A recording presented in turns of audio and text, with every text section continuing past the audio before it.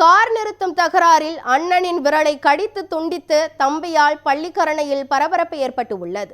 பள்ளிக்கரணை அமராவதி நகர் சாரதி தெருவை சேர்ந்தவர் தினேஷ்.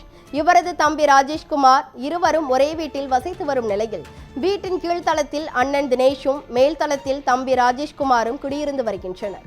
கடந்த சில நாட்களாகவே வீட்டின் முன்புறத்தில் கார் நிறுத்துவது தொடர்பாக சகோதரர்கள் இருவருக்கும் இடையே அடிக்கடி வாக்குவாதம் ஏற்பட்டு வந்ததாக கூறப்படுகிறது.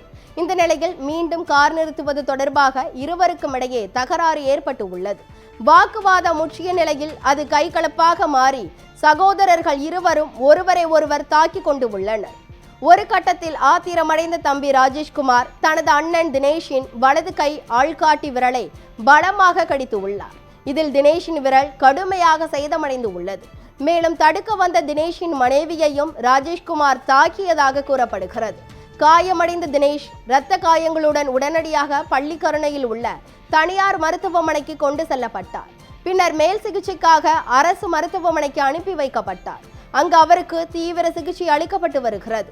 விரலில் ஏற்பட்ட காயம் மிக மோசமான நிலையில் இருப்பதாக மருத்துவர்கள் தெரிவித்து உள்ளனர். இந்த சம்பவம் குறித்து தகவல் அறிந்த பள்ளிக்கரணை காவல்துறையினர் வழக்கு பதிவு செய்து தீவிர விசாரணை மேற்கொண்டு வருகின்றனர். இதனிடையே தம்பி ராஜேஷ்குமாரும் தனக்கு காயம் ஏற்பட்டதாக கூறி மருத்துவமனையில் சிகிச்சை பெற்று வருகிறார்.